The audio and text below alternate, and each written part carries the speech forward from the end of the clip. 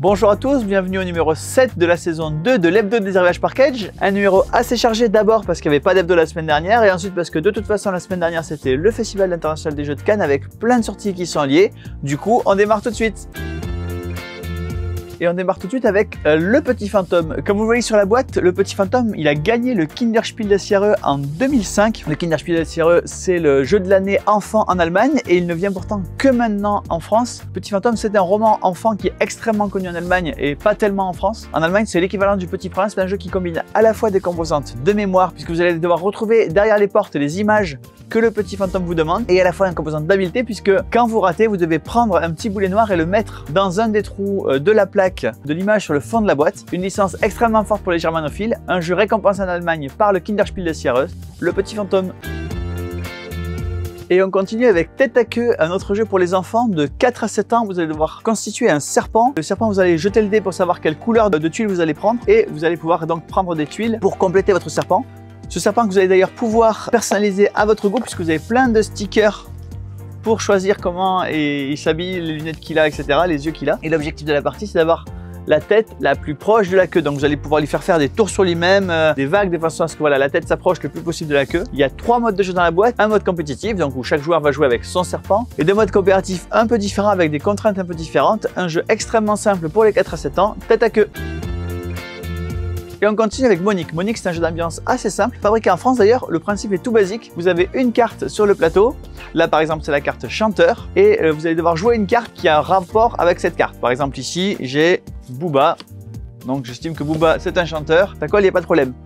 Si vous voulez feinter vos adversaires, vous pouvez poser la carte face cachée, soit parce qu'il n'y a pas de lien, soit parce que vous voulez les bluffer. Et bien sûr, si on appelle votre bluff, dans ces cas-là, vous allez devoir retourner la carte et expliquer le lien entre les deux cartes. Par exemple, j'ai mis Booba et Cartouche, à moi de faire une explication qui va coller les deux mots. Et ensuite, il y a un vote. Soit les gens votent pour le fait que mon explication était convaincante et tout va bien, soit j'arrive à faire rire mon interlocuteur et dans ce cas-là, l'explication est automatiquement validée. Donc voilà, vraiment un jeu qui va vous pousser à mettre de l'ambiance autour de la table. Un jeu extrêmement simple, c'est Monique.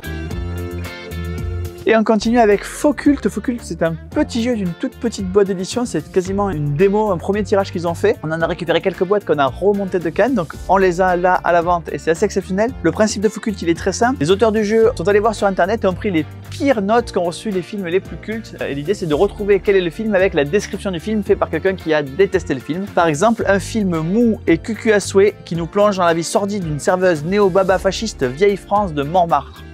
Et donc avec cette description-là, vous devez pouvoir trouver un film avec donc une serveuse à Montmartre. C'est évidemment Le fabuleux destin d'Amélie Poulain. Il y a 220 critiques dans la boîte, donc voilà, vous avez largement de quoi passer plein de soirées à chercher des films cultes. Vraiment, l'idée c'est que tous les films sont extrêmement connus. C'est Focult. Et on continue avec Leadership, c'est un jeu où vous allez devoir gagner la présidence de la République française. À noter que c'est un jeu de Geoffroy de Villepin, c'est son premier jeu. À mon avis, c'est un pseudo. Le principe de Leadership, c'est que vous allez devoir jouer des cartes promesses pour acquérir un électorat. Chaque carte promesse a une couleur et donc vous allez gagner les régions les unes après les autres, sachant que les régions, il va falloir donner certains arguments pour certaines régions et d'autres arguments pour d'autres. Un jeu à l'humour omniprésent, voilà, les promesses sont tout aussi fallacieuses les unes que les autres. C'est Leadership. Et on continue avec la fin des artichauts, c'est un jeu de défausse, donc l'objectif est de vous défausser de votre main de cartes. Au départ, vous n'avez que des artichauts et vous allez pouvoir recruter au fur et à mesure de nouveaux légumes, donc de nouvelles cartes, et les mettre dans votre défausse. C'est donc un espèce de deck building où vous allez vous constituer une main qui va vous permettre au fur et à mesure de défausser des artichauts. Le premier joueur qui n'a plus d'artichauts remporte la partie, c'est la fin des artichauts.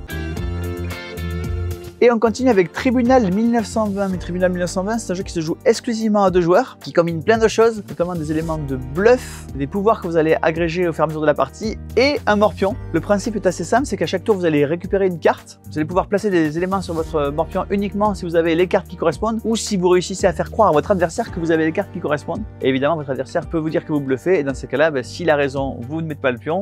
S'il a tort, vous avez le droit de mettre le pion où vous voulez sur le plateau, avec en plus des systèmes pour acquérir des pouvoirs avec une autre composante des cartes qui va vous permettre de déplacer un pion sur le plateau, le vôtre ou celui d'un autre, de détruire un pion adverse, de piocher des cartes en plus. Voilà, plein de choses à faire, un jeu assez malin, assez riche avec la mécanique de base du morpion. C'est Tribunal 1920. Et on continue avec un premier jeu, le premier jeu de Nicolas Biguet. D'ailleurs, je sais qu'il nous regarde, je le salue ici. C'est Déol, c'est un jeu de dés, un roll and write, où vous allez devoir collecter des dés en fonction de leur couleur pour pousser votre bateau vers là où vous voulez l'amener. Mais malheureusement, vous pouvez prendre les dés que s'ils respectent certaines règles de pose que vous allez vous-même choisir. C'est-à-dire que pour chaque couleur, vous avez des règles de pose différentes que vous allez choisir au fur et à mesure de la partie. Il y a des composantes de stop ou encore, puisque vous allez pousser votre bateau le plus loin possible, et plus vous allez loin, plus vous marquez de points, mais plus vous allez loin, plus vous mettez du temps à revenir. Et si vous n'arrivez pas à revenir avant la fin de la partie, ça va vous coûter également des points. Pas mal de contraintes différentes de pause. Vous allez choisir en début de partie, donc vous en aurez 5 sur les 10 possibles, qui va évidemment permettre une rejouabilité assez forte de ce jeu. C'est donc un roll and write de navigation, c'est Déol de Nicolas Biguet. Et on continue avec Gutenberg, un jeu des Polonais de chez Grana. Gutenberg, c'est un jeu qui a une façon assez originale de choisir la force des actions, puisque vous avez un système d'enchères, vous avez un certain nombre de jetons à mettre sur l'ensemble de vos actions. Vous pouvez mettre 0 jeton et vous ne ferez pas l'action du tout. Si vous mettez 0 jeton sur une action donnée, évidemment, vous n'allez pas faire l'action, mais plus vous mettez de jetons et plus vous avez de chances d'être le premier joueur sur cette action. Et vraiment, ça va se jouer en simultané avec les autres joueurs, c'est-à-dire que celui qui a mis le plus de jetons sur l'action choisit en premier la carte qu'il va prendre, le second en second, et ainsi de suite. Vous allez devoir ainsi collecter à la fois des contrats, de l'encre, des compétences et éventuellement des mécènes. Une mécanique extrêmement simple, un jeu assez riche qui tient en 1 heure de 1 à 4 joueurs. Cette mécanique originale d'enchère pour la force des actions, vous allez devoir à la fois surveiller vos adversaires et à la fois essayer d'optimiser vos coups. C'est Gutenberg. Et on continue avec 4 nouveaux livres chez Hachette. 2 livres d'énigmes, 2 livres d'enquête. Les livres d'énigmes, c'est assez simple. Voilà, vous avez des énigmes à toutes les pages, un peu comme un cahier de vacances. Il y en a un qui est thématisé Sherlock Holmes, donc vous allez avoir des énigmes dans l'univers de Sherlock Holmes. Un autre qui est thématisé sur les aventuriers du rail, donc évidemment dans le thème du fameux jeu. Et puis 2 livres d'enquête. Un livre d'enquête Sherlock Holmes, écrit bien sûr par le fameux Dr Watson, et un livre Unlock. Le livre Unlock, ce ne sont pas de nouvelles aventures, ce sont 3 aventures des premières boîtes d'Unlock qui ont été resélectionnées parce qu'elles étaient adaptables en livre et sans l'application. Donc elles ont été légèrement retravaillées pour pouvoir être jouées purement en livre par un seul joueur, en solo, sans l'application. Une nouvelle revisite de Unlock, les livres d'énigmes, les livres d'enquête chez Hachette. 2 nouvelles boîtes de quiz. Évidemment, vous le voyez, il y a une boîte de quiz Disney et une boîte de quiz Marvel. Tout le nécessaire pour jouer entre amis, à tester vos connaissances dans les 2 univers. 500 questions dans chaque boîte, Disney et Marvel.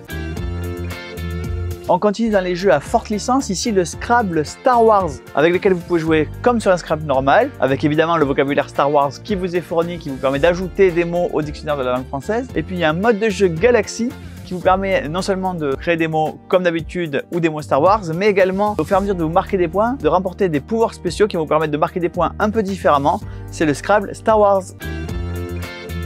Autre licence qui marche très fort, Harry Potter. Ici, c'est un Pictionary Air Harry Potter. Alors, Pictionary Air, qu'est-ce que c'est? Vous allez avoir besoin d'une tablette ou d'un téléphone avec une application gratuite à télécharger. Et vous allez pouvoir filmer en direct le sorcier qui est en train de faire deviner un mot avec sa baguette. Et sur l'écran de télé, eh bien, les endroits où passe la baguette vont rester, ce qui veut dire qu'il va dessiner dans l'air le dessin, ce qui va ensuite apparaître sur votre écran de tablette ou sur votre télévision. Une nouvelle façon de jouer au Pictionary. Chaque équipe commence en choisissant une maison de Harry Potter et devine des mots liés à Harry Potter avec la baguette.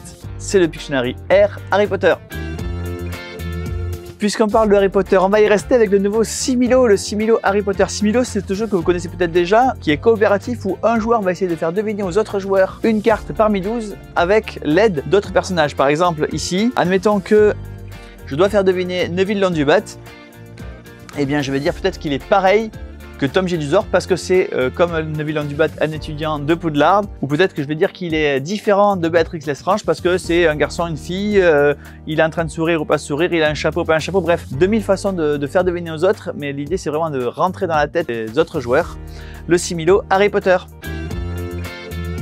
Une nouvelle boîte dans la collection DC Comics Deck Building, le Dark Knight Metal. Donc la collection DC Comics Deck Building, c'est une collection de deck building comme son nom l'indique, où chaque boîte est indépendante et peut être jouée toute seule ou combinée avec toutes les autres boîtes de la gamme. Ici, évidemment, vous jouez Batman, la version Dark Knight Metal. 2 nouvelles mécaniques bien sûr liées à cette boîte, illustrées évidemment à la base d'illustration de Dark Knight Metal, le deck building game.